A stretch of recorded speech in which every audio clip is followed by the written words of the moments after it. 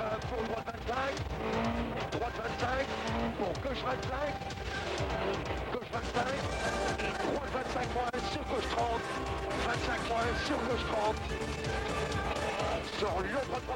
Bienvenue dans Champions 97, numéro 20 de cette 4e saison. Nous sommes en Argentine, à Cordoba, à l'occasion du rallye d'Argentine. Des premières images toutes fraîches et très automnales en fin d'émission. Avant ça, notre apéritif de choc. Les poids lourds retrouvent le bitume de la compétition. Résumé de ce début de saison. Premier rendez-vous de la saison, Barcelone, capitale de la Catalogne. Une ville cosmopolite devenue l'un des plus grands carrefours économiques de l'Espagne. Barcelone, c'est aussi la ville du peintre Picasso, de l'architecte Gaudí, une ville où l'art, la musique et les compétitions sportives rythment la vie des Catalans. Cette saison, le champion d'Europe Steve Parish remet son titre en jeu face à une meute d'affamés parmi lesquels le jeune Finlandais Harri Luostarinen, le Mäkinen des courses de camions. Mais aussi les Dauphins de Richard Walker et du nouveau venu dans l'équipe, le jeune Français Ludovic Faure, très remarqué. Une femme va également défendre ses chances au volant d'un Mercedes-Benz, son nom, Hélène Laure. Le pilotage est complètement différent. Le paddock et les pilotes aussi. Mais au fond, ça reste du sport automobile.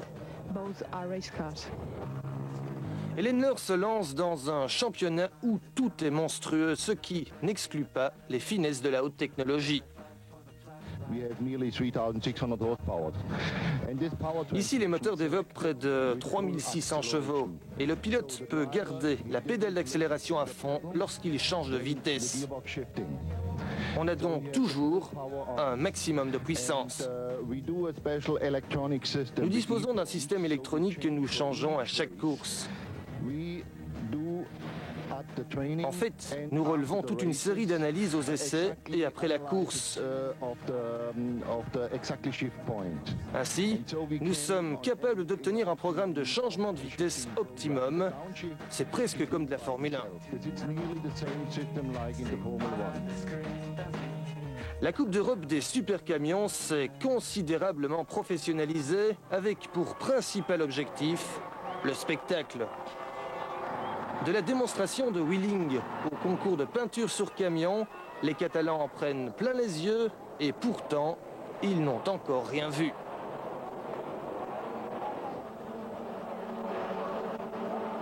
Départ de la course qualificative le samedi, c'est déjà très chaud.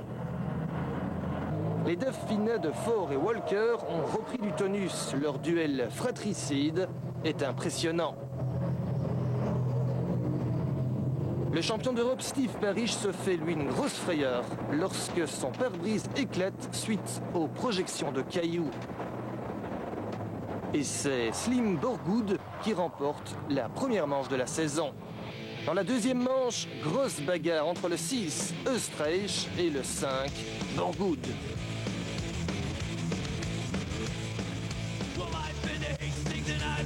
Les deux hommes sont au coude à coude, mais ils s'inclinent derrière Fritz Kreutzpontner, vainqueur de cette deuxième manche.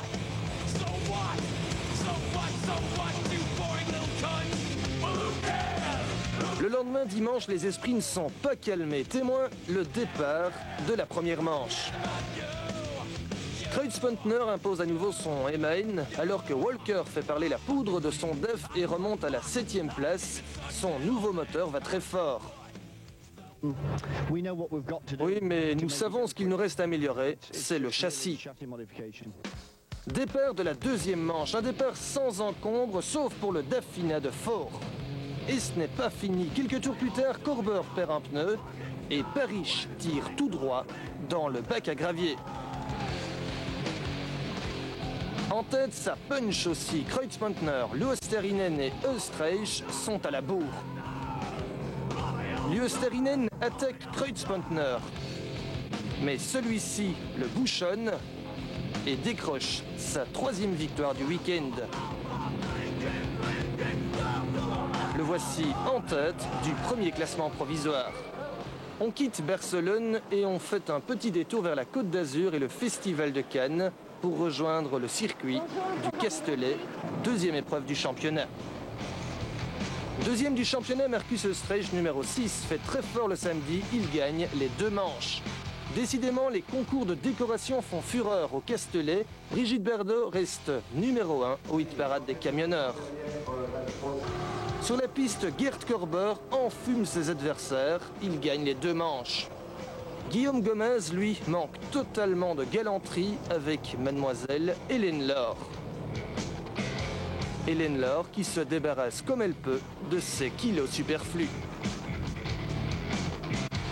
Chez DEF, on retrouve le sourire avec les premiers points au classement des constructeurs. Au classement provisoire, pilote, Kreuz-Pontner possède 7 points d'avance sur Oestreich, 17 sur Liostarinen et 30 sur Borgwood. Prochain rendez-vous, Misano en Italie.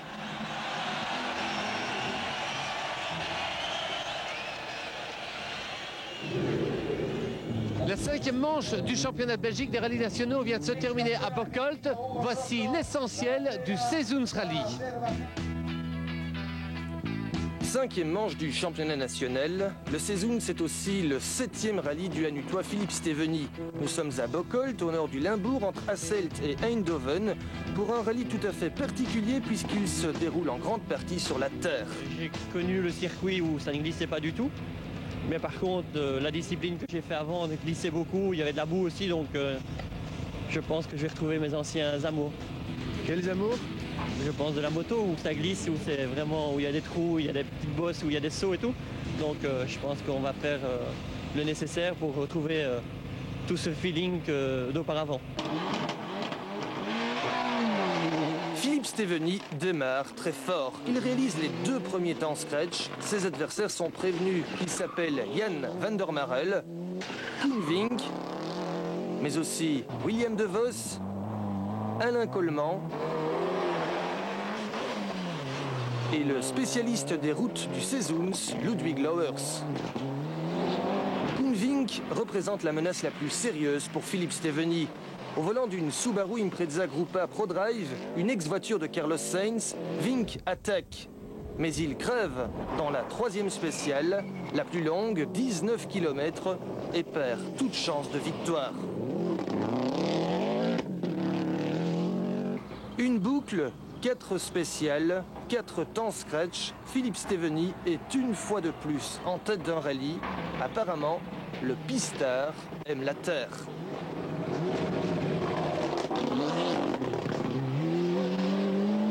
On a fait quelques temps scratch, ce que j'apprécie énormément, parce que si je ne gagne pas, j'ai vraiment l'opportunité de faire des temps scratch, donc ça me réconcilie avec moi-même. Mais c'est vrai qu'on est devant. Mais par contre, je suis très étonné de Ludwig Lauwers, qui en 15 jours vient faire des temps. On avait 4 minutes d'avance, presque 1 minute par boucle à Villers, et maintenant il fait quasi jeu égal avec nous. Pour l'instant, Philippe Steveny mène le rallye avec 16 secondes d'avance sur Ludwig Lauwers, qui est tout à fait une surprise. Surprise, oui. Ouais, j'espère pour lui qu'il gagne une fois, mais j'espère pour moi aussi que je gagne une fois. Bon, alors qui va gagner? Le meilleur. Hein. Ludwig Lauwers y croit. Tout comme Steveny, il ne s'est pas encore imposé cette saison. Tout comme Steveny, il a soif de victoire. On l'attend donc au tournant. Lauwers attaque, mais Steveny hausse le rythme.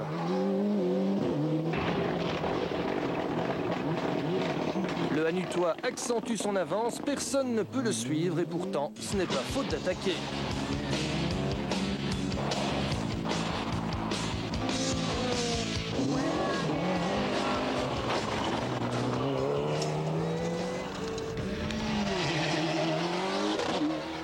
Philippe Steveny va-t-il décrocher sa première victoire en rallye? Il est bien parti, quoi qu'en rallye, tout peut arriver.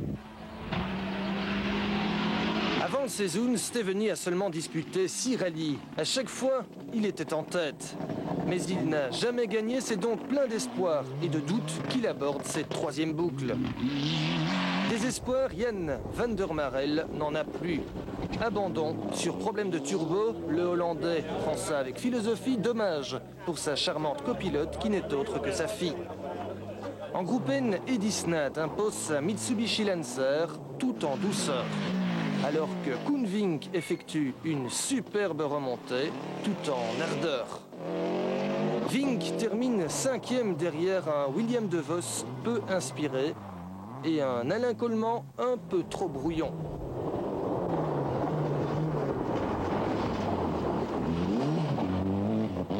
Surgi du fin fond de sa Hollande natale, Passmann crée la surprise.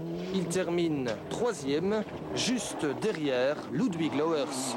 Lauwers nous avait prévenu, le meilleur gagnera et le meilleur a gagné.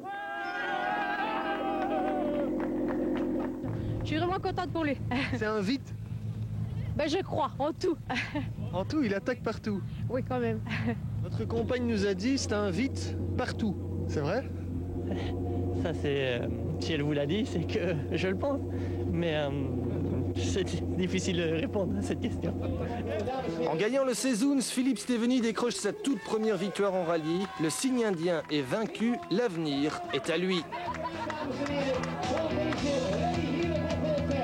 À propos de ce Sezoens Rally, vous pouviez jouer au Tiercé Champions en appelant le 0900 27 960. Avec Belgacom, partenaire officiel de l'esprit d'équipe. Le tiercé final du Sezoens, c'était 1 Steveny, 2 Lauwers, 3 Passmann. Nos 5 gagnants sont Monsieur ou Madame Miévis de Gers, Auvray de Walcourt, Lazarin de Ivoire, Sausus de Habay et Bolland de Verviers. Ils gagnent chacun une overjacket. Nous voici donc en Argentine pour le rallye d'Argentine, dont l'un des favoris était au départ Colin McRae, d'autant plus qu'il est maintenant copiloté par un certain Nicky Grist. La vie de copilote, une vie de rêve, malmené, secoué, toujours concentré, travailleur infatigable, mais dans l'ombre du pilote.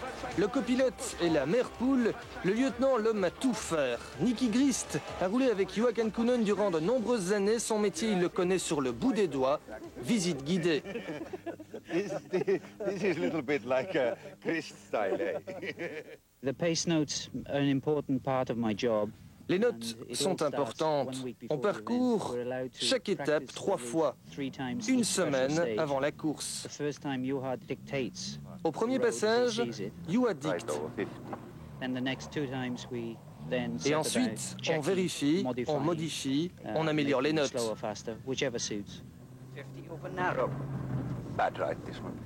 Après une journée de reconnaissance, Nicky Grist est encore au travail. Objectif, la mise au clair des notes. Une opération capitale avant le grand jour, le jour J. Un travail minutieux qui n'empêche pas, certaines fois, de se faire de très grosses frayeurs. Vous l'aurez compris, le copilote doit également avoir un sang-froid à toute épreuve. Un problème, et les idées doivent rester claires. Il faut repartir tout de suite, réattaquer. This is the most important part of my equipment. This is the trip meter computer. Voici mon ordinateur de bord.